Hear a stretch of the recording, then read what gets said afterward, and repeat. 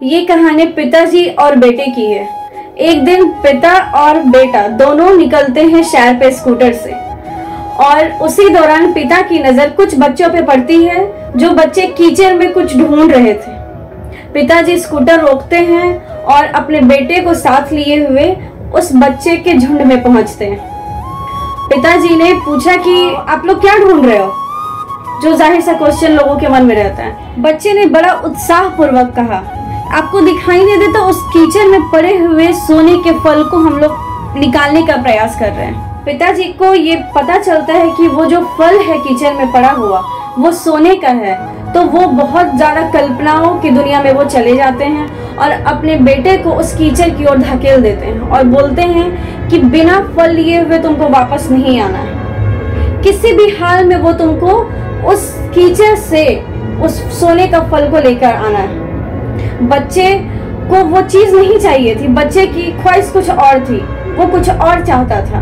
लेकिन पिता कुछ नहीं सोचे, बिना कुछ सोचे समझे बेटे को बोले कि नहीं, तुम जाओ उस कीचड़ में कैसे भी तुम ढूंढो उस फल को, और वो जो सोने का फल दिख रहा है वो किसी भी हाल में तुम लेकर आओ। उस बच्चे ने रोते बिलखते हुए बहुत गुहार लगाई अपने पिताजी से कि पिताजी, मैं इस फल को नहीं ले सकता, नहीं वापस ला सकता इस फल को मैं बाहर।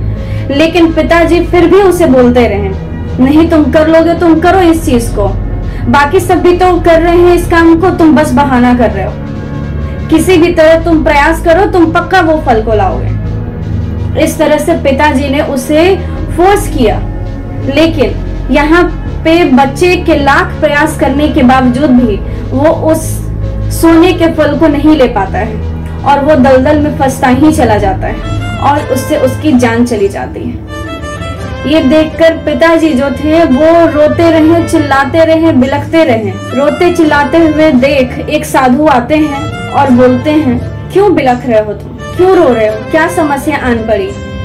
पिता बोलते हैं कि वहाँ कीचड़ पे सोने का फल पड़ा हुआ था और मैंने अपने बच्चे को बोला कि उसे तुम मुझे ला कर दो, लेकिन बच्चे ने गया और प्रयास किया और वो वहीं रह गया।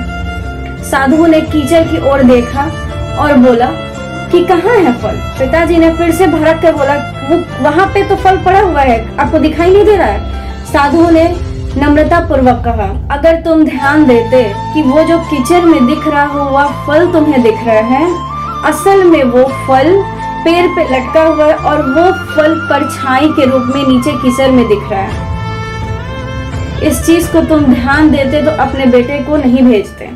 आज तुम्हारा बेटा भी जिंदा होता और हो सकता था कि वो सोने का फल भी तुम्हारे हाथों में होता।